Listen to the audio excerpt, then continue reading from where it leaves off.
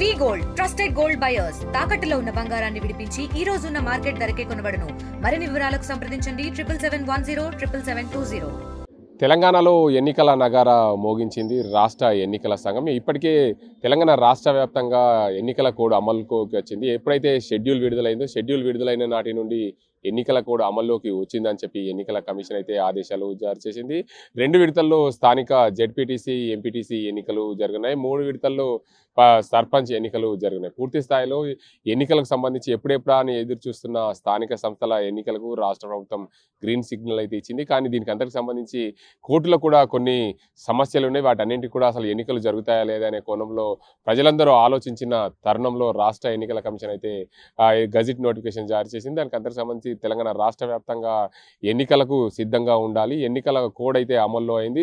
2 విడతలుగా ఏదైతే 9వ తారీఖు 10వ తారీఖు నాడు జెడ్పీటీసీ ఎంపీటీసీ ఎన్నికలు 2 విడతల్లో జరుగుతున్నాయి. మరో 3 విడతల్లో సర్పంచ్ ఎన్నికలు జరగనున్న నేపథ్యంలో పూర్తి స్థాయిలో ఎన్నికలకు సంబంధించి ఎప్పటికప్పుడు అప్రమత్తంగా చేస్తుంది రాష్ట్ర ఎన్నికల సంఘం. పూర్తి స్థాయిలో ఏదైతే తెలంగాణ రాష్ట్ర వ్యాప్తంగా చూసుకుంటే మొదటి విడత 9వ తేదీ నుండి 9 అక్టోబర్ నుండి ఎన్నికలకు సంబంధించి ఎంపీటీసీ జెడ్పీటీసీలకు సంబంధించి నామినేషన్ల స్వీకరణ ఉంది. 2వ విడత కూడా 13/10/2025 స్థానిక ఎన్నికలకు సంబంధించి నామినేషన్ల స్వీకరణకు సిద్ధం చేసింది. పూర్తి స్థాయిలో దీనికి అంతటికి సంబంధించి ఎన్నికలకైతే ఎప్పుడైతే రాష్ట్ర ఎన్నికల సంఘం వెళ్ళిందో అప్పటి నుండి కూడా పూర్తి స్థాయిలో ఎన్నికలకు ఏదైతే పూర్తి స్థాయిలో ఎన్నికలకు సంబంధించి చూసుకుంటే ఎక్కడికక్కడ ఇప్పటికే పోలింగ్ బూతులు దానికి సంబంధించి అధికారులను కూడా అప్రమత్తం చేసింది. దీనికి అంతకు సంబంధించి ఎన్నికలు నిర్వహించే తేదీని మాత్రం పూర్తిగా రాష్ట్ర ఎన్నికల సంఘం ఎప్పటికప్పుడు సిద్ధం చేసుకుని అక్టోబర్ 23వ తేదీన ఎన్నికలు జరుగుతాయి.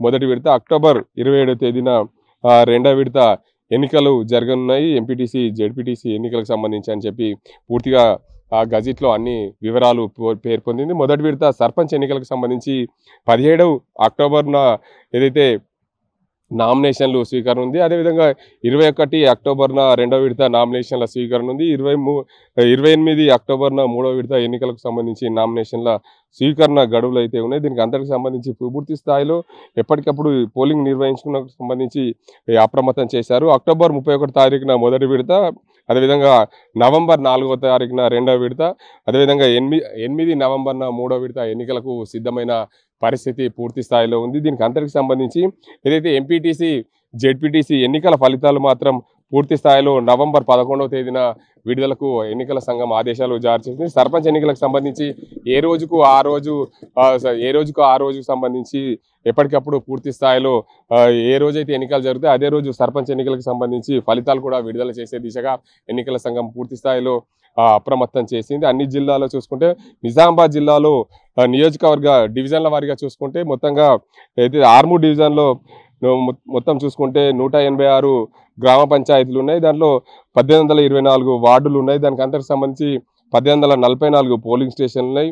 దీనికి ఓటర్లు మాత్రం పూర్తి స్థాయిలో 3,61,745 ఓటర్లు స్థానిక సంస్థల్లో ఓటు హక్కు వినియోగించుకొని ఉన్నారు. పూర్తి స్థాయిలో మరోవైపు బోధన్ డివిజన్లో చూసుకుంటే పూర్తి స్థాయిలో 22,14,893 మంది ఓటర్లు ఓటు హక్కు వినియోగించుకున్నారు. మరోవైపు నిజామాబాద్ ఏదైతే డివిజన్ ఉందో నిజామాబాద్ డివిజన్లో పూర్తి స్థాయిలో చూసుకుంటే మొత్తంగా 2,74,779 మంది ఓటు హక్కు వినియోగించుకున్నారు. పూర్తి స్థాయిలో దీనికి అంతకు సంబంధించిన జిల్లా వ్యాప్తంగా 8,51,447 మంది ఓటు హక్కు వినియోగించుకున్న పరిస్థితి నెలకొంది. పూర్తి స్థాయిలో జిల్లాలో చూసుకుంటే 545 గ్రామ పంచాయతీలు, దానికి సంబంధించి 5,022 వార్డుకు గాను ఎన్నికలు జరగనున్న నేపథ్యంలో పూర్తి స్థాయిలో అప్రమత్తమైతే చేసింది ఎన్నికల సంఘం. ఎక్కడ కూడా ఎలాంటి అవాంఛనీయ ఘటనలు జరగకుండా కూడా అన్ని ఏర్పాట్లు అయితే సిద్ధం చేస్తున్న పరిస్థితి నెలకొంది. ఉమ్మడి జిల్లా వ్యాప్తంగా చూసుకుంటే ఎప్పటికప్పుడు